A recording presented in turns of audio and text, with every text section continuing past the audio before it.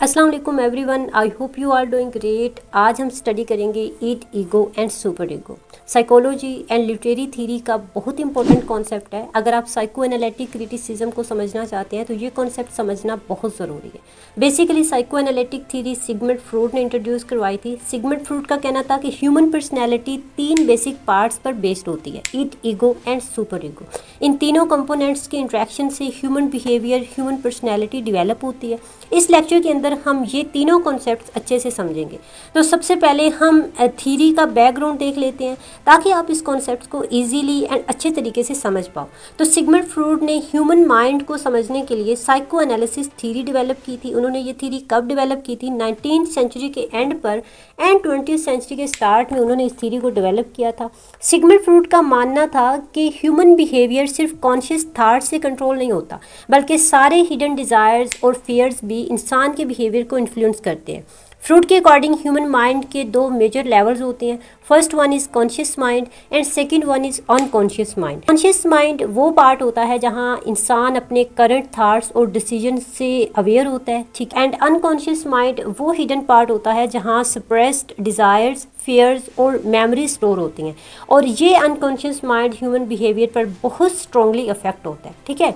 और human personality को explain करने के लिए सिगमंड फ्रॉयड ने एक स्ट्रक्चरल मॉडल प्रेजेंट किया जिसमें बेसिक 3 पार्ट्स हैं, ईट, ईगो एंड सुपर ईगो। और ये तीनों जो है ये साइको एनालिसिस थ्योरी के फाउंडेशन है। सबसे पहले हम ईट को समझ लेते हैं।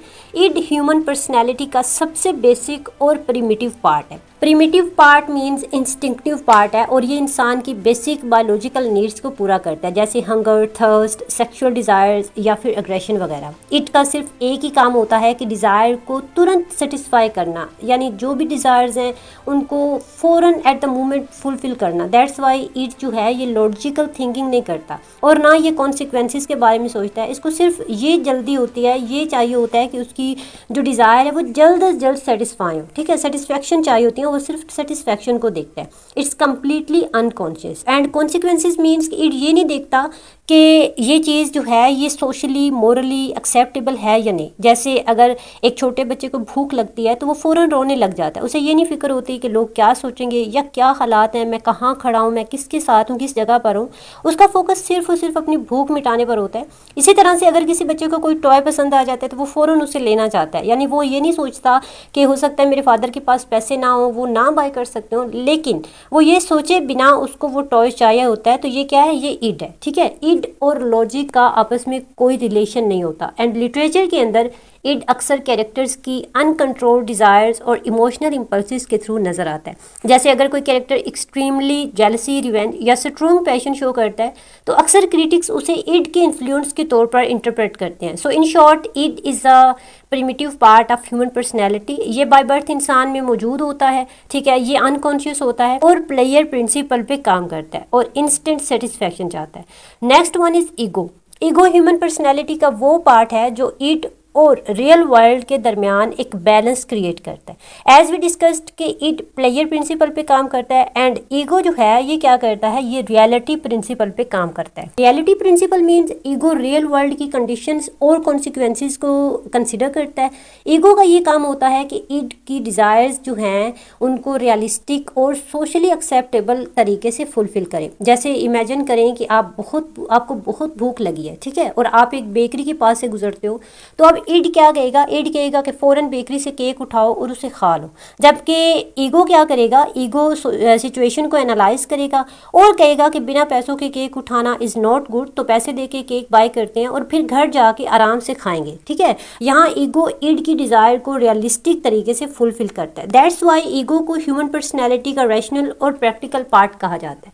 अब हम डिस्कस करते हैं सुपर ईगो को। Super ego is moral and ethical part of human personality. Super ego society के मॉरल वैल्यूज़ और रूल्स को रिप्रेजेंट करता है। ये इंसान को सोसाइटी के रूल्स, ट्रेडिशंस और मॉरल एक्सपेक्टेशंस के साथ अलाइन करता है। सुपर ईगो के बेसिक 2 कंपोनेंट्स हैं, conscious and ideal self. Conscious क्या होता है? कॉन्शियस ये पार्ट होता है जो इंसान को गिल्ट और शेम फील करवाता है।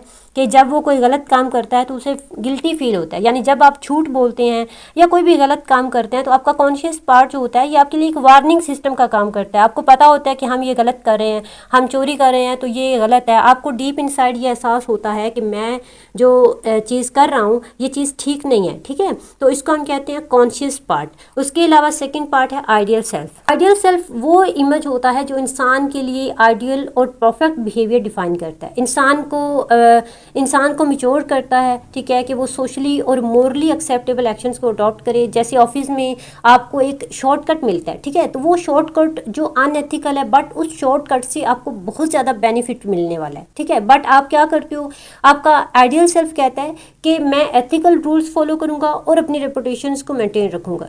सो आइडियल सेल्फ क्या है, ये इंसान का पर्सनल स्टैंडर्ड है और मॉरल कंपस है जो उसको राइट और रॉन्ग के बीच में गाइड करता है। So if we summarise our topic, तो id, ego and super ego human personality की 3 बेसिक कंपोनेंट्स हैं। ईड डिज़ायर को रिप्रेजेंट करता है, ईगो रियलिटी को मैनेज करता है and super ego moral values को मेंटेन करता है। यहाँ पर आज का हमारा लेक्चर एंड होता है। आई होप आपको ये कॉन्सेप्ट अच्छे से समझ आया होगा। वीडियो अच्छी लगी हो तो लाइक कर दो, अपने फ्रेंड्स के साथ शेयर कर दो। अल्लाह हाफिज़।